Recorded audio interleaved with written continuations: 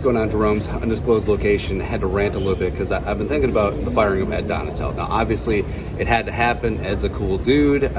Defense, maybe a little bit old, long in the tooth and slow. It sort of is what it is, but the Vikings needed to make a change in season. And it's something that we'd been harping on throughout the year, is that the scheme, the Donatell sitting back in cover 2, cover 3, and not pressing and just being off 8-9 yards of the receivers, it wasn't working. And not blitzing, not getting creative up front, it just wasn't working out, right? And Kevin O'Connell, he seems like a nice guy to a fault, and by to a fault, I mean I feel like he avoided conflict. And you've seen throughout the league that good coaches, when a change needs to be made, they make it, even if it is in season, even if it is uncomfortable, even if it is awkward. And I think, Kevin O'Connell is genuinely a nice guy.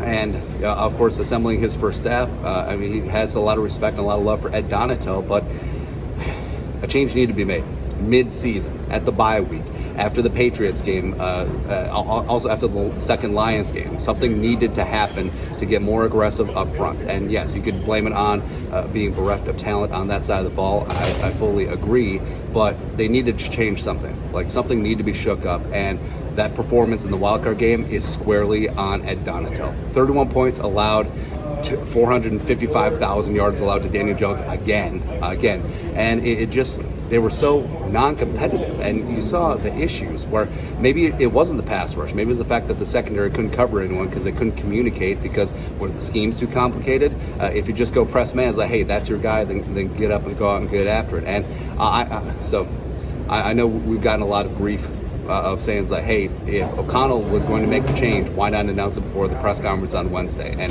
again, I fully understand the angle of you want to give some dignity to Ed Donatel, show some respect, etc. But also, it's a cop-out where O'Connell didn't have to answer any questions from the media after firing Ed Donatel. It's like, what went wrong? Why'd you make the change now? Why'd you make the change earlier? Blah, blah, blah, blah, blah. Because if you think about it, O'Connell and Kwesi, they're not going to be talking to the media again until what, the draft? Or maybe after a couple free agency signings, or at least Kwesi will be. But either way, it's a mess.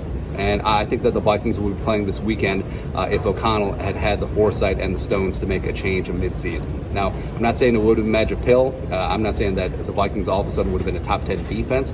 But I'm saying is that if they would have amped up the aggression, which I think Mike Pettin or Mike Smith would have done in-house, they would have gave them a fighter's chance. And you know what?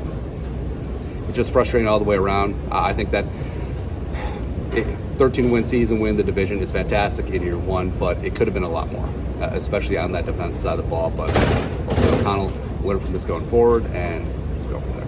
Anyways, Skull, no production value.